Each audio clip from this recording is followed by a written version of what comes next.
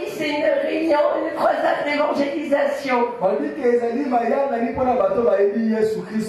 Alors quelles sont les âmes qui ne connaissent pas Jésus ici ce soir? Est-ce qu'il y a des inconvertis? Moi je ne vous connais pas. Mais je crois comprendre que vous êtes tous les membres de l'église.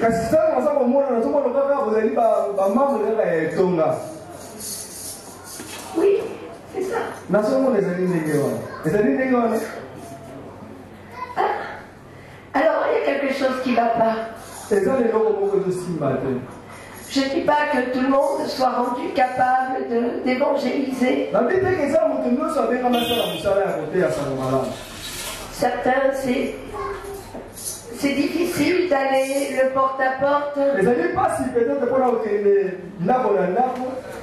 Mais tous, nous devons travailler pour le Seigneur. Il faut que demain soir, après-demain, je crois qu'il y a encore 2 soirs,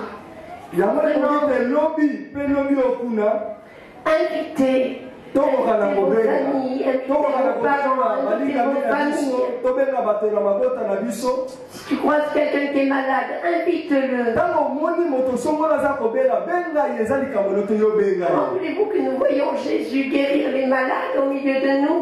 Si nous étions là où ils sont. Il est important que nous travaillons tant qu'il fait jour. Vous pouvez vous asseoir. Comme nous sommes l'église de gens qui sont dehors et qui meurent sans connaître le Seigneur et qui meurent sans connaître celui qui pouvait les changer, non seulement les sauver pour la vie éternelle, mais leur redonner une nouvelle vie ici-bas. Nous devons prendre conscience de ces choses. Nous qui avons eu la grâce de connaître Jésus, nous qui avons eu la grâce de connaître celui qui nous a sauvés, nous qui avons eu la grâce de recevoir la révélation de qui il est. Jésus nous a rachetés, mais pas nous seuls. Il est l'agneau de Dieu. Et il est mort pour l'humanité entière. Il nous a donné un ordre avant de repartir auprès du Seigneur. C'est d'aller par toutes les nations, prêcher la bonne nouvelle, baptiser au nom de Jésus, parler des langues nouvelles,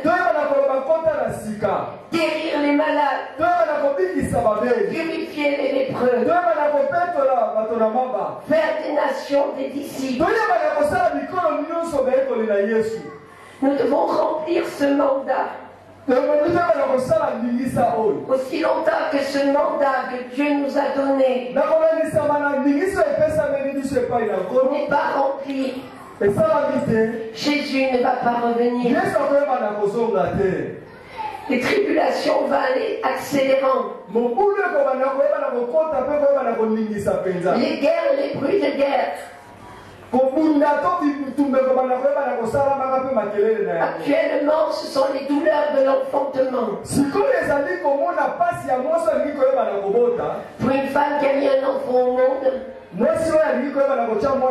elle sait que plus le temps de la délivrance approche, et plus les contractions vont être rapprochées, plus les douleurs vont venir fortes. Bien aimés, nous sommes dans ces temps où tout ce qui doit être ébranlé sur la terre va être ébranlé. Où la terre est en train d'être secouée. Où il y a des guerres de plus en plus rapprochées. Des bruits de guerre, des famines. Actuellement, c'est la saison chaude en France. Il y a la sécheresse qui vient. Chaque année, de plus en plus, on manque d'eau. La terre devient comme desséchée. Ça, c'est une image spirituelle de ce que sont les âmes dans ce monde. De plus en plus desséchées. De plus en plus secs. Parce qu'il manque Dieu. Parce qu'il manque Dieu. Un jour, j'ai vu un reportage. Je crois que ça se passait dans des déserts sur les terres africaines. Où tu vois que la terre est tellement sèche. Tellement sèche. Tellement il manque l'eau. Ça craque de partout. T'entends comme des bruits même de douleur. La terre craque. Et puis tout à coup, il plut à Dieu d'envoyer la pluie. Et là, comme par miracle, alors que la pluie commence à tomber, tu vois les fleurs venir. Sourire de toute beauté. De toute beauté.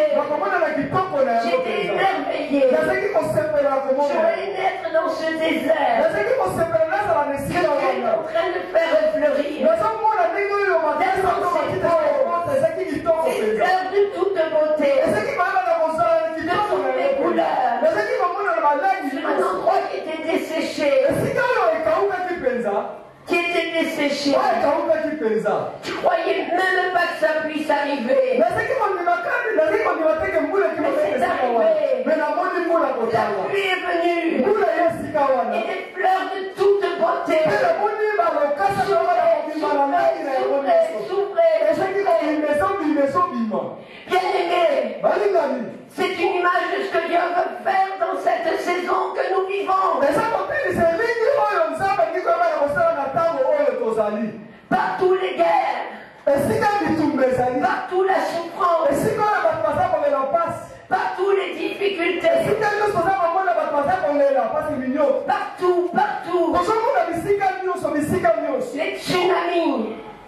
Les tsunamis.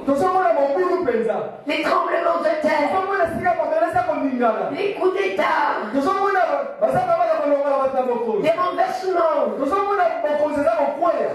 Ici, on se cherche parce qu'on a faim, parce qu'il manque d'argent. Là-bas, ils se cherchent parce qu'ils en ont trop. Ils se cherchent. L'homme se cherche. Partout on cherche. Là-bas, on en veut plus. Ici, on n'a pas assez. On se fait des besoins. Et pourquoi? Parce que notre cœur est vide. Parce que notre cœur est vide. Parce que Dieu a créé l'homme avec un vide. Parce que Dieu a créé la terre pour venir la visiter. Parce que Dieu a créé l'homme pour être en communion avec lui. C'est le besoin de Dieu. C'est le besoin de Dieu. C'est le besoin de Dieu. C'est ton besoin à lui. C'est ça qui fait que la terre crie. C'est ça qui fait que la terre craque. C'est ça qui fait qu'il y a les douleurs. C'est ça qui fait que ton cœur humain est comme désespéré de Dieu. Partout les hommes cherchent. On cherche partout. Dans la religion. Dans les sciences occultes. On cherche partout. Dans le New Age. Partout. Parce que Dieu n'est pas là. Parce que Dieu n'est pas là. C'est Dieu qui a créé l'homme. Avec ce vide. Il appelle ce vide la pensée de l'éternité. C'est parce qu'il a en toi la pensée de l'éternité. Et parce que tu es créé à son image. Et parce que Dieu a soif de toi. Et parce que Dieu a besoin de toi. Que tu ressens en toi ce besoin de Dieu. Et aussi longtemps que nous n'avons pas la révélation de Dieu, nous allons le chercher partout où nous pouvons. Nous allons le chercher partout où nous pouvons. Dieu avait permis en Israël que Moïse monte sur la montagne 40 jours. Moïse était vraiment un homme de Dieu. Il avait la sainte crainte de Dieu. Mais il savait que Dieu est amour. Il connaissait Dieu. Il avait appris à avoir une relation avec Dieu. Alors même si la montagne est en feu, même si la montagne tremble, parce que quand Dieu vient, il y a des éléments qui se déchaînent aussi. Alors même si tout le peuple a eu peur, Moïse lui il n'a pas eu peur. Parce qu'il sait c'est son Dieu. C'est ce Dieu qui est apparu dans le buisson ardent. Et le buisson ne se consumait pas. C'est ce Dieu qui peut envoyer le feu sur la terre. C'est ce Dieu qui peut faire se soulever un océan. C'est ce Dieu qui a pu faire tomber le feu sur Sodome. C'est le Dieu tout-puissant. Mais c'est le Dieu dont la voix aussi fait entendre les biches. C'est le Dieu qui se révèle dans un doux murmure. C'est le Dieu qui aime que tu viennes dans sa présence pour te révéler ses secrets. Si tu ne viens pas dans sa présence, tu ne connaîtras jamais les secrets. Moïse était monté sur la montagne dans le jeûne pour recevoir le conseil de Dieu. Et le peuple a commencé à trouver que c'est un peu long. Mais l'église aujourd'hui commence à trouver que c'est un peu long. L'église commence à trouver que c'est un peu long. Que Jésus vienne. Comme le peuple d'Israël commence à trouver que c'est un peu long là-bas ce qu'il fait sur le montagne. Là on commence à trouver que c'est un peu long. Tu as promis l'onction. Tu as promis que la gloire de la dernière maison serait plus grande. Tu as promis une grande moisson. Mais regarde ce que nous vivons. Regarde ce que nous vivons. Où est le réveil? Où sont les âmes? Où sont les miracles? Où sont les guérisons? Où sont les promesses de Dieu? Et le peuple trouvait que c'était long. Et nous sommes un peu dans ce temps aujourd'hui. L'Église commence à s'impatienter. Alors on commence à créer des choses. On commence à créer des choses qui imitent Dieu, mais qui ne sont pas Dieu. Trouvez que Moïse était un peu long là-haut. Lui il était dans le jeûne 40 jours sans manger, sans boire. 40 jours. 40 jours. Pour disposer son cœur. À écouter. À écouter ce que Dieu dit à son peuple. Et le peuple, il a trouvé comment il est un peu trop loin. Alors ils sont allés vers son adjoint. Ils sont allés voir Aaron. On dit Aaron. On ne comprend pas ce Dieu. Moïse. Qu'est-ce qu'il fait là-haut? Faisons-nous un Dieu. Faisons-nous un Dieu. Aaron, il a dû avoir peur. Il ne devait plus savoir. Parce que lui, il n'était pas exercé comme Moïse a été. Lui, il était exercé à recevoir les instructions de Moïse. Alors il a dû être un peu dans le désarroi. Et là, la raison du plus fort a eu raison. Il aurait dit ok. Moi, vos bijoux. Parce qu'il avait grandi en Égypte. Il avait été esclave en Égypte. Mais l'esprit de l'Égypte, ce jour-là, l'a rattrapé. L'esprit de l'Égypte l'a rattrapé.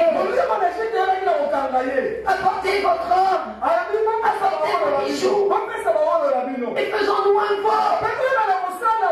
Faisons-nous un Dieu. Ah, ils ont commencé à faire des musiques. Ils ont commencé à boire. Ils ont commencé à danser. Ils ont commencé à se réjouir. Ça ne te dit rien? Ça ne te dit rien aujourd'hui? Tu n'entends pas un peu ce bruit dans les églises? Ce bruit de sonore. Ce bruit de sonore. Parce que maintenant on cherche le matériel le plus performant.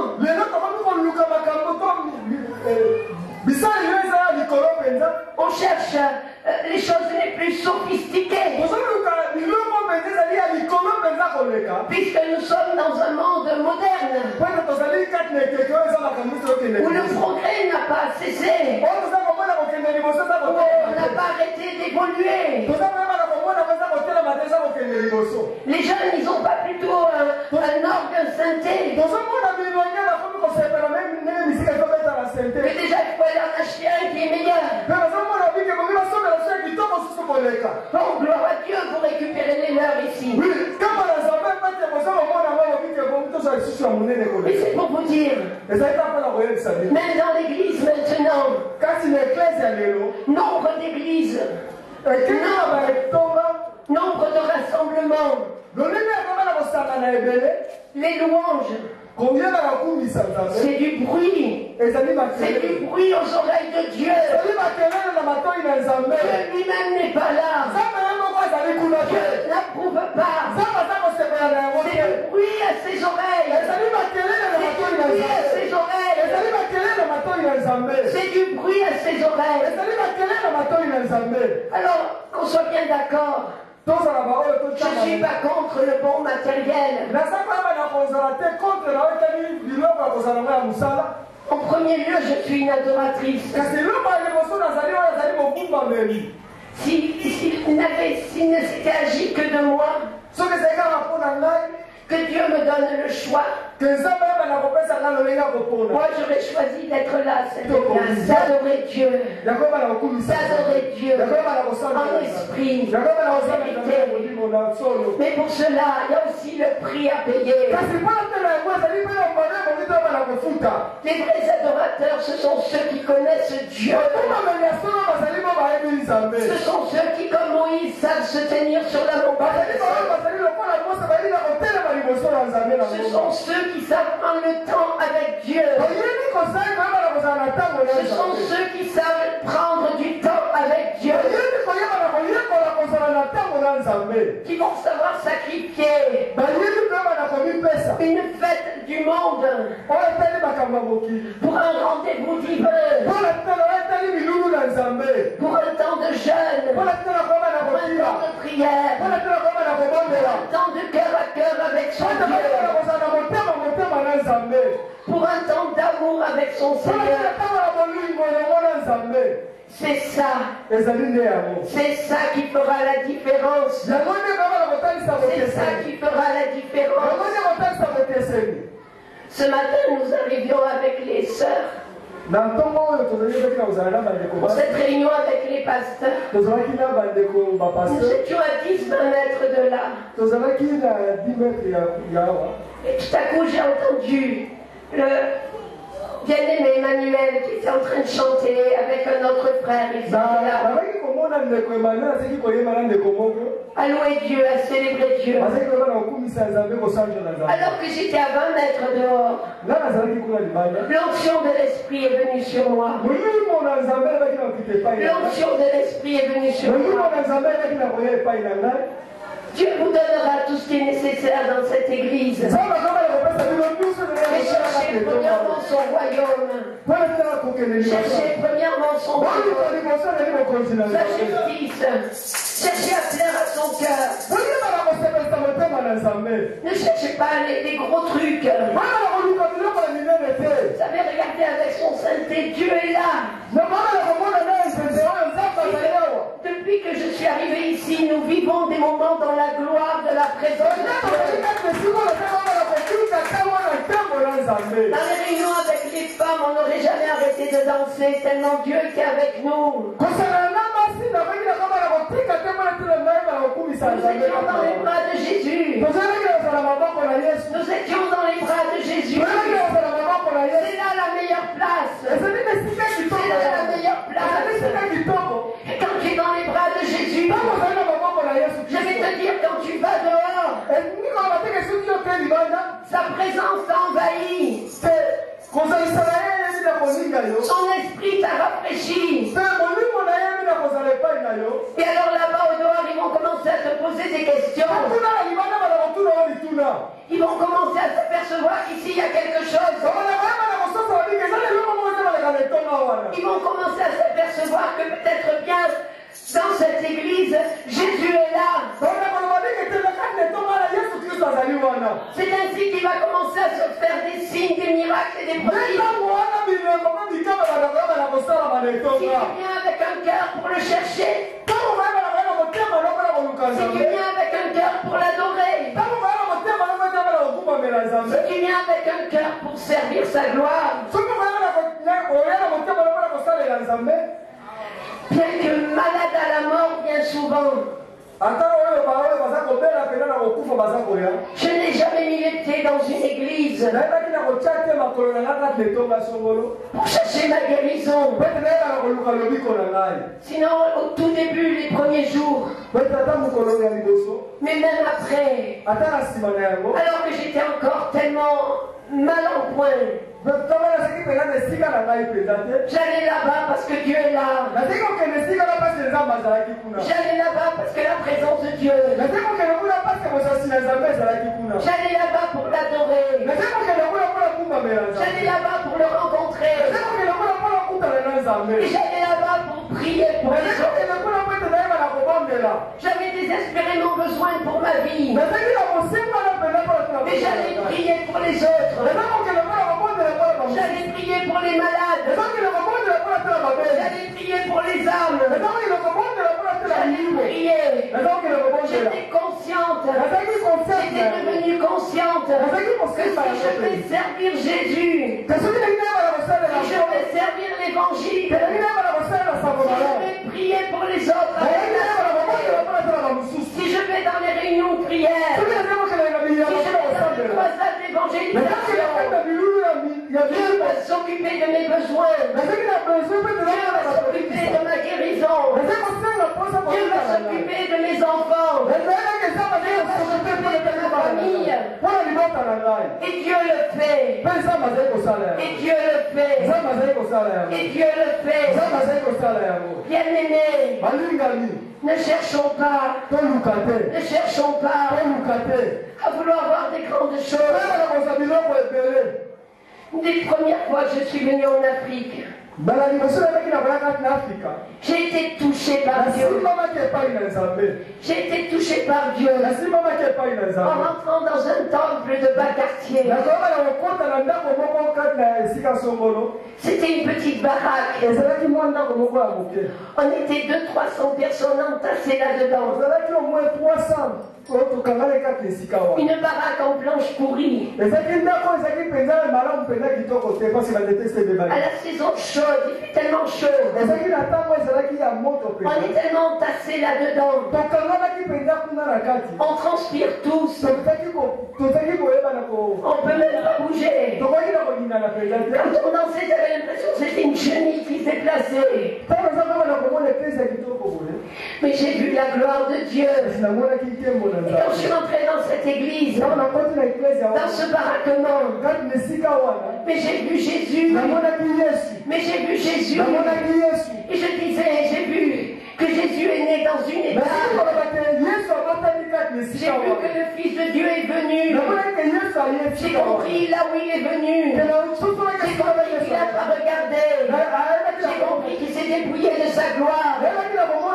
J'ai compris que de riche qu'il était, il s'est fait pauvre. Il s'est fait pauvre. Et ce jour-là, dans cette baraque, c'était là.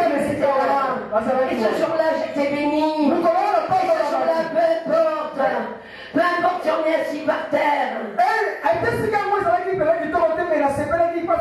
Peu importe si on est sur les balambeaux. Peu importe si on a les micros qui ne marchent pas bien.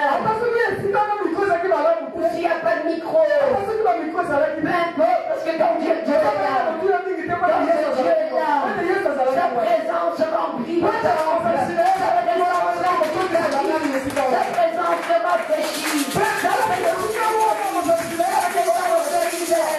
Sa présence se rend heureux. Sa présence se rend riche.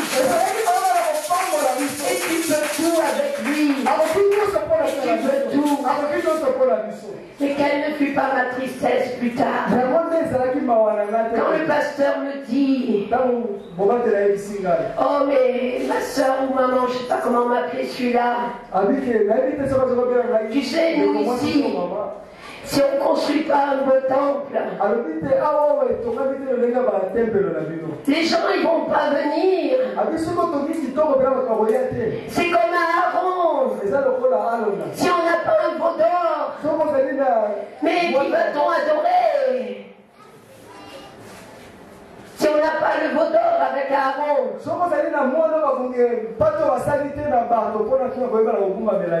voyez les cathédrales qui ont été construites. Je suis allé visiter la cathédrale à Yamoussoukro. Ils n'ont pas la guerre en Côte d'Ivoire. Mais on a fait des cathédrales pour la reine du ciel. Pour la reine du ciel. Pour les démons. Et elle est vide. Elle est vide. Elle est vide de notre Dieu. Elle est vide de la présence de Jésus. Mais elle est remplie de démons. Bien-aimés, soyons sérieux. Soyons amoureux de Jésus. Venons à Jésus. Cherchons Jésus. Nous sommes entre nous. Nous sommes entre chrétiens. S'il y avait eu des inconvertis, j'avais à cœur de parler de Naaman. Mais je peux aussi parler de Naaman pour l'église. Parce que l'église, elle est un peu comme Naaman. Dieu l'a utilisé. Parce qu'il est dit que c'est Dieu qui avait amené. C'est Dieu qui avait amené que Naaman remporte la victoire. Mais Naaman était lépreux. Et je vais vous dire, l'église est devenue comme lépreuse. La lèpre de la religiosité. La lèpre du paraître. La lèpre des œuvres mortes.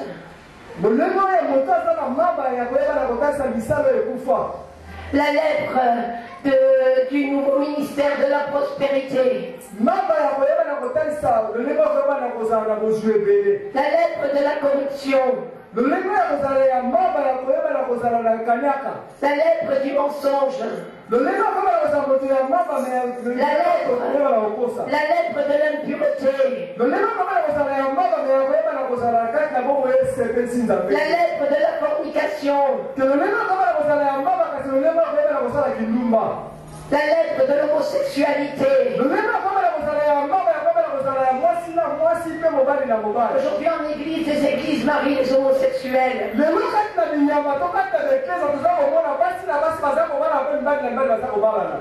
La lèpre du showbiz évangélique. La lèpre. L'église a besoin d'être nettoyée. C'est peut-être pour ça que ce soir les âmes, Dieu les a pas amenées. Au temps des actes, ils étaient ensemble. Et ils priaient. Et ils priaient. Ils avaient connu ce Jésus. Il leur avait dit, attendez là. Ils ont écouté, ils ont obéi. Et ils étaient là, ils priaient. Ils priaient. Ils priaient. Ils sanctifiaient leur vie. Ils ne priaient pas en langue. Ils n'étaient pas encore baptisés dans le Saint-Esprit. Ils devaient peut-être aussi se remettre en question. Ils devaient peut-être aussi Pierre, Jacques, Jean et les autres. Et tous ceux qui étaient avec eux, Marie, les femmes qui suivaient Jésus, devaient certainement se remettre en question. Et se dire, mais où est-ce qu'on a? Où est-ce qu'on a failli? Pierre, qui l'avait trahi. Lui, ça avait été rendu public. Mais les autres, ils n'avaient pas de quoi être plus fiers. Hein? Parce qu'à la croix, ils n'y étaient pas. À la croix, ils n'y étaient pas. Bien souvent, quand la croix est devant toi,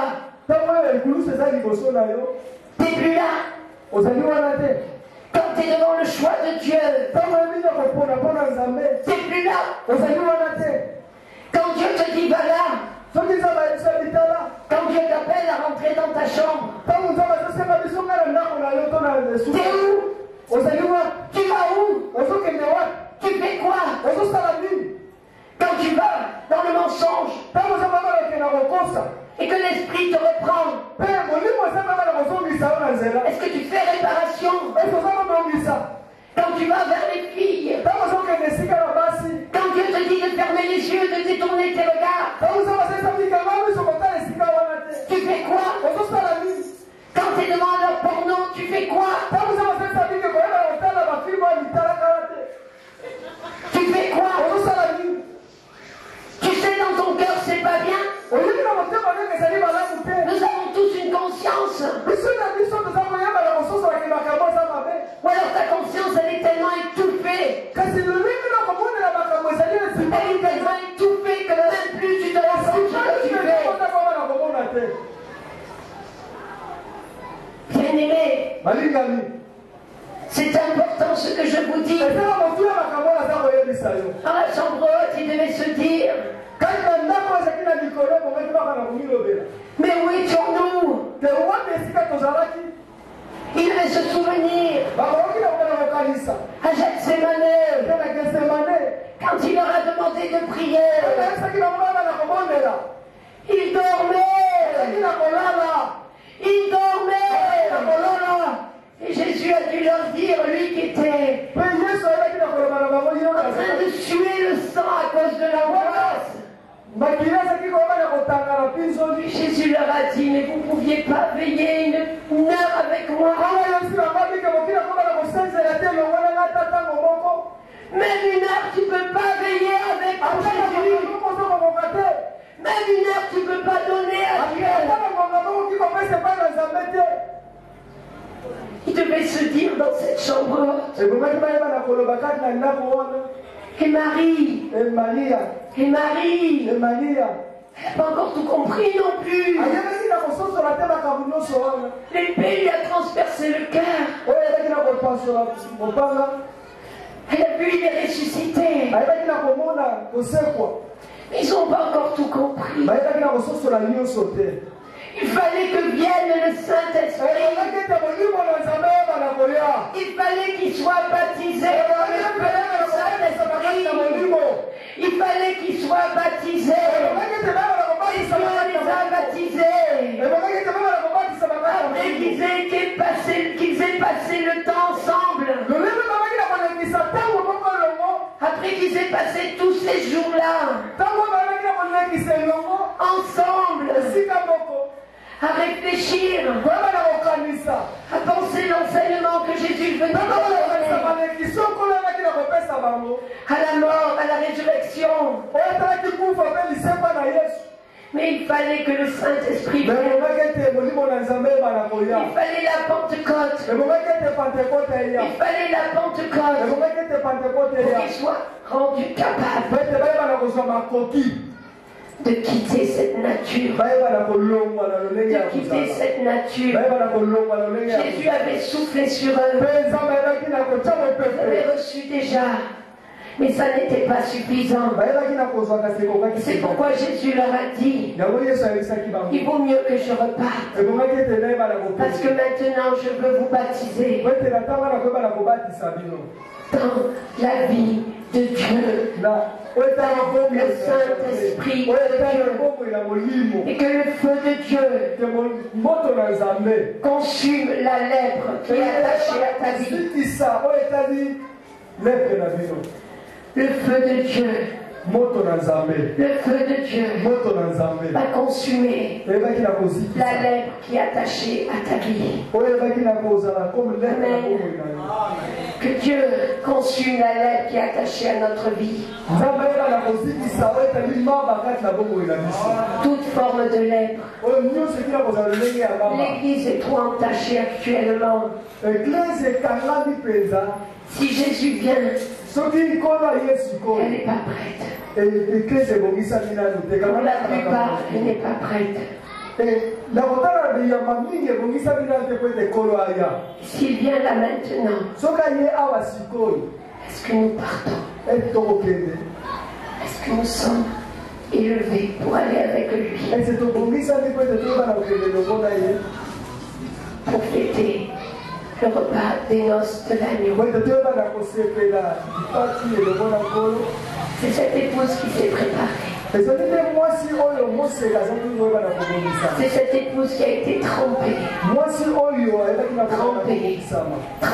dans la vie de l'esprit. Naaman a dû plonger 7 fois dans le Jourdain. Ce Jourdain ou plus tard Jésus lui-même allait être immergée comme un signe que l'Église aussi devait passer par sa mort et sa résurrection. Devait passer par sa mort et sa résurrection. Devait mourir au péché. Devait être lavé de la lèpre religieuse, de la lèpre de la loi, de la lèpre du péché qui s'attache trop facilement à notre peau. Bien-aimés, il est temps que nous réalisions ces choses. Il est temps que nous cherchions Dieu pour qui il est, pas pour ce qu'il va nous donner. Dieu n'a que faire de nos showbiz évangéliques. Il dit c'est du bruit à ses oreilles. Dieu se consacre un peuple. Dieu veut une armée sainte, sans tâche, une génération qui sera revêtue des ornements sacrés, une génération qui sera pleine d'ardeur, une génération qui va se lever dans la sainteté, dans la pureté, qui ne va pas avoir peur d'aller à contre-courant de ce monde, qui ne va pas avoir peur de perdre sa vie, parce qu'elle sait que même si elle la perd, elle va gagner Jésus. Elle sait que même si elle la perd, l'esprit qui a ressuscité Christ d'entre les morts va la transporter dans la gloire de son Seigneur. Amen. Paul disait, mais je regarde toutes choses comme de la boue à cause de l'excellence de la connaissance de Jésus. À cause de l'excellence de la connaissance de Jésus.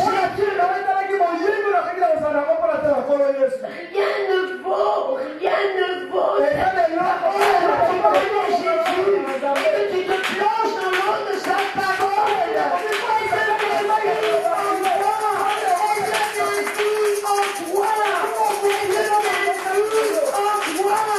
Et c'est par elle que tu vis.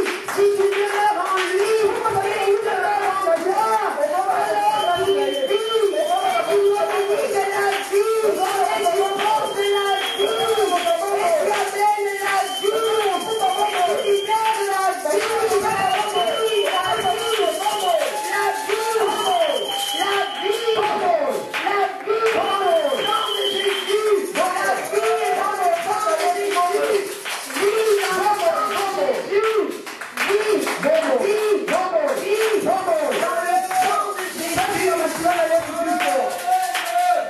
Amen.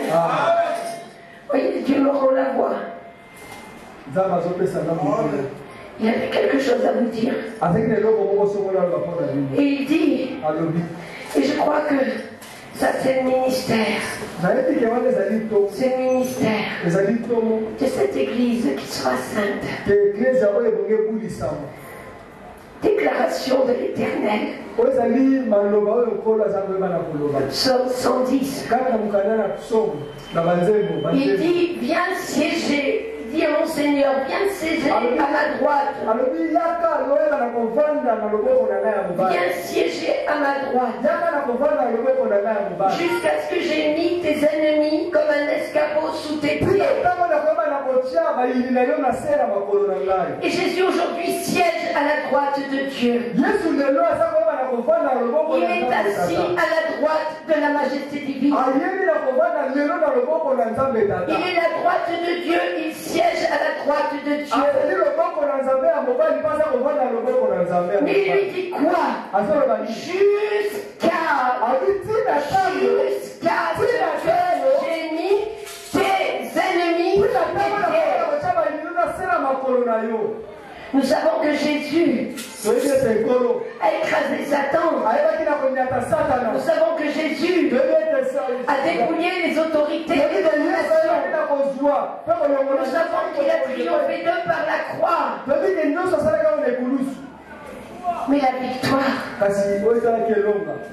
les ennemis seront comme un escabeau sous les pieds de Jésus. Lorsque l'Église aura réalisé son mandat. Jésus a vaincu Satan. Il nous a donné sa victoire. Et il nous a donné son nom. Nous sommes son corps. Et c'est son corps sur la terre qui amène cet accomplissement de son triomphe. L'Éternel étendra de Sion ton pouvoir royal. Et tu domineras parmi tes ennemis. Église, tu as assis en Jésus dans les lieux célestes. Tu as reçu de lui ton pouvoir royal. Et tu as appelé à dominer en son nom au milieu de tes ennemis. Et la Bible dit dans ce passage du verset 3, et cette génération qui va se lever vivra ces choses au jour où tu combats. Ton peuple est plein d'ardeur pour accourir vers toi dans sa parure sainte. Dans sa parure sainte, lavé de la lèpre de la religiosité, lavé de la lèpre du péché, lavé de toutes sortes de maux dans lesquels nous sommes montrés actuellement. Lave-toi. Lave-toi. Lave-toi, Jésus. Si tu confesses tes péchés, il est juste. Il va te pardonner. Lave-toi de ta tiédeur. Parce que les tièdes, il va les vomir. Les tièdes, il va les vomir. Si ton cœur n'est pas embrasé d'amour pour lui, si ton cœur n'est pas en feu, si ton cœur n'est pas en feu, si tu ne vis pas une passion d'amour pour Jésus, alors il a dit, il va te vomir. Il va te vomir. Jésus vient chercher une fiancée. Il vient chercher une fiancée. Une épouse. Lui, c'est un mariage d'amour. C'est pas un mariage de raison.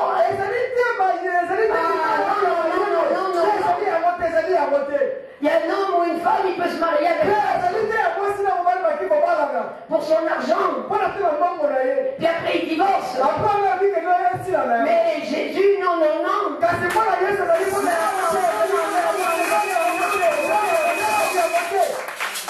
mariage d'amour. C'est une alliance éternelle. Son cœur percé. Le sang qui a coulé. C'est l'église qui est sortie de cet amour-là. C'est cette église qui vient chercher. Parce qu'il a tellement désiré. Il a tellement aimé. Il n'a pas regardé. Il n'a pas regardé ce qu'il va souffrir. Il n'a pas regardé la croix qu'il a portée. La croix, le poids. Son corps était déchiré. Son corps coulait le sang. Tellement il avait frappé. Fouetté. La croix en plus sur ses épaules. Qui coule le sang. C'est toi, c'est moi. C'est le poids de nos péchés. C'est le poids de nos péchés. Il a été jusqu'au bout. Il a été jusqu'au bout. Il a été jusqu'au bout.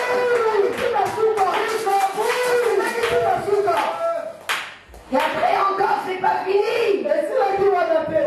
Sur le poids, on le cloue. T'imagines les clous? T'imagines les clous? Les clous? Les clous? Et la Bible dit que l'acte dont les ordonnances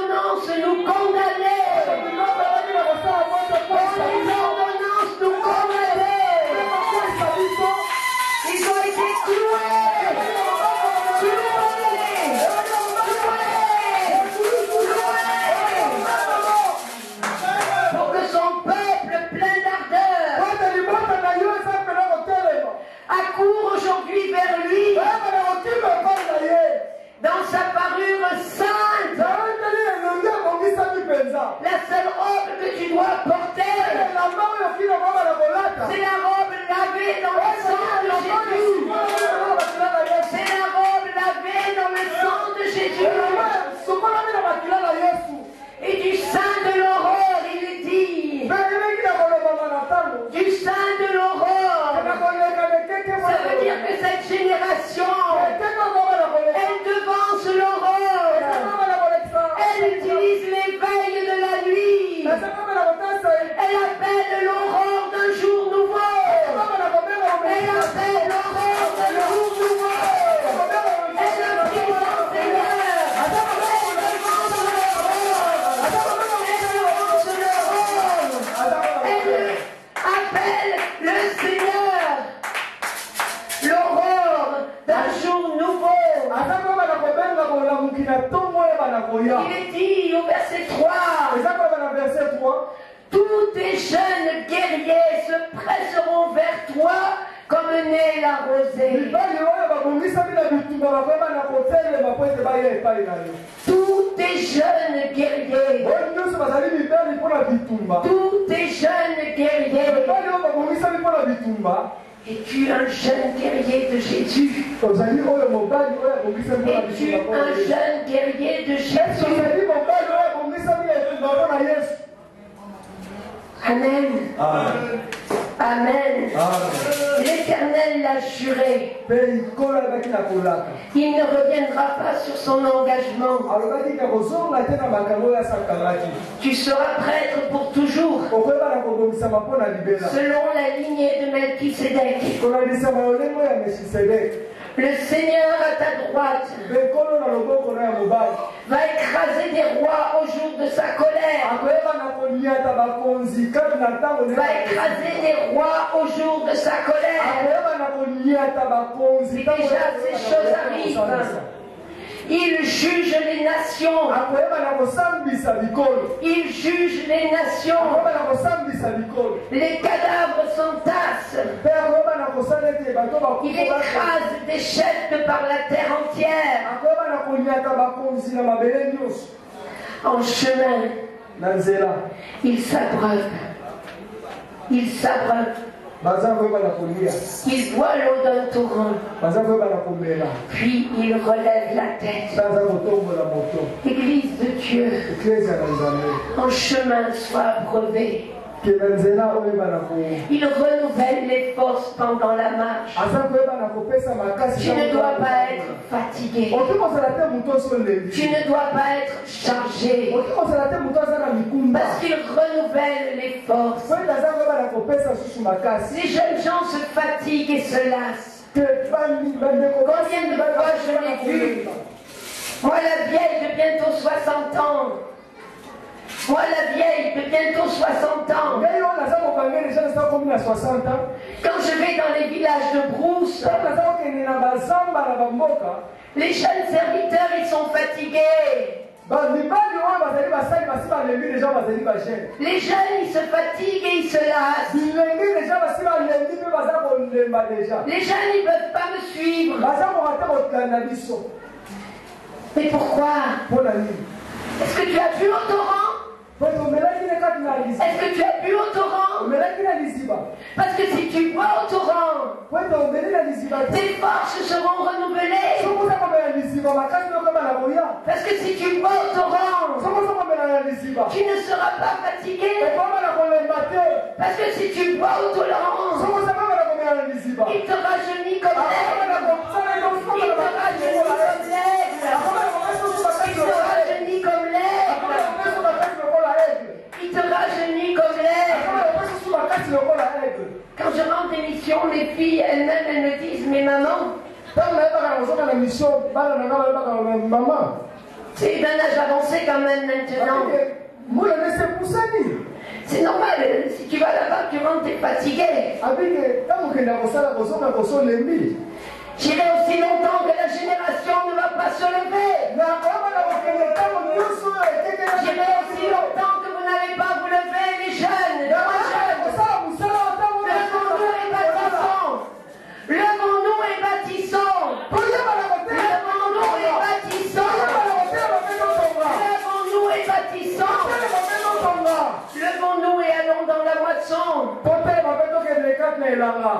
Levons-nous et travaillons. La nuit vient. La nuit vient. Réveillons l'aurore d'un jour. Réveillons l'aurore d'un jour. Ne laissons pas que les âmes partent en enfer. Ne laissez pas, parents, que vos enfants courent dans les boîtes de nuit, les matchs, les dancing, boivent l'alcool, se droguent. Éduquez-les dans la parole. Éduquez-les dans la parole. Éduquons nos enfants. Éduquez les enfants de la rue. Si chaque famille de l'église en prenait ne serait-ce qu'un à la maison, le prenne pour le sien et l'éduque dans la parole de Dieu. Combien d'enfants ça ferait en moins? Combien d'enfants ça ferait en moins? Si tu fais ça, il ne manquera plus jamais rien dans ta vie. Il manquera, vous savez, la veuve, elle a nourri le prophète. Elle a donné son dernier gâteau, son dernier. Lui, il n'a plus jamais manqué de repos. Lui, il n'a plus jamais manqué de repos. Parce que nous pratiquons l'amour, Dieu remplit. En même temps que tu donnes, il remplit. Tu donnes, il remplit. Tu donnes, il remplit. Si tu restes sec, c'est que tu donnes pas. Le magnifique, ce sont les lois du royaume de Dieu. Ce sont les lois du royaume de Dieu. Ce qu'un homme aura semé, il le récoltera. Amen. Peut-être plus long, peut-être que avec pasteur, vos hommes de Dieu, on passe un temps pour prier. Déjà pour nous-mêmes, pour l'état dans lequel nous sommes, pour l'état dans lequel l'Église se trouve actuellement. Mais aussi pour qu'elle soit transformée. Parce que si Dieu a fait cette promesse que si le peuple, il ne dit pas le peuple du Congo, il dit le peuple sur lequel est invoqué son nom. Il dit le peuple qui porte le nom de Jésus. Il dit que si ce peuple-là s'humilie et s'il se détourne, voyez, Naaman a dû se détourner, lui voulait repartir, il était en colère. Mais il s'est dit après tout, oui, pourquoi pas. Alors il s'est détourné, il est revenu. Et il s'est humilié. Ça peut être un peu ridicule pendant cette fois devant tous ces soldats. Devant tous ces sous-chefs, tous ceux qui tous ces serviteurs. Il est allé 7 fois se laver dans le Jourdain. Et une fois, il a dû peut-être aller vite.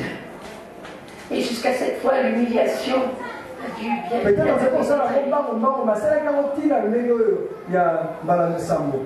Et quand il est ressorti de là, de ce temps d'humiliation dans le Jourdain, de ce temps de repentance, de son orgueil, de sa vanité, de sa nature humaine tellement pécheresse. Quand il est sorti de là, qu'a-t-il dit à Élisée? Elle dit, je reconnais que c'est ton Dieu qui est le Dieu d'Israël, que c'est ton Dieu qui est le seul Dieu. Je reconnais que c'est lui seul qui est Dieu. Il a porté de l'or, il a porté de l'argent, il a porté les richesses de son pays, il a porté toutes les richesses de l'Égypte, il a porté les richesses du monde. Élisée n'a pas voulu. Il a insisté, mais Élisée a refusé. Élisée, c'est un homme de Dieu. Il ne marche pas dans la corruption. Alors quand Naaman a compris qu'Élisée ne va pas prendre ses trésors, ses richesses, quand il a compris que Naaman, qu'Élisée ne va pas se corrompre dans sa corruption de la Syrie, là encore, le doigt de Dieu a touché son cœur. Non seulement il reconnaît que c'est Dieu qui est Dieu, mais il demande à prendre un peu de cette terre avec laquelle ce Dieu puissant l'a façonné, cette terre sainte sur laquelle il est venu, sur laquelle viendra le Messie, sur laquelle le sang de Jésus abreuvera cette terre. Il a demandé à rapporter un peu de cette terre parce qu'il voulait dresser un autel à ce Dieu seul, créateur unique. Et il demande la grâce. Comme il sait qu'il retourne auprès d'un roi païen et qu'il est à son service, alors il demande que Dieu lui fasse grâce.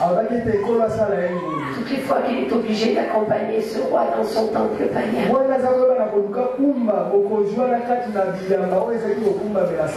nous devons reconnaître que Jésus seul est Dieu. Revenir à lui avec des pleurs, avec des supplications, avec des gémissements, que nous soyons lavés de cette lettre, quelle qu'elle soit. Peut-être tu dis, j'ai aucun de ces péchés. Rien de penser que tu n'as pas de péché,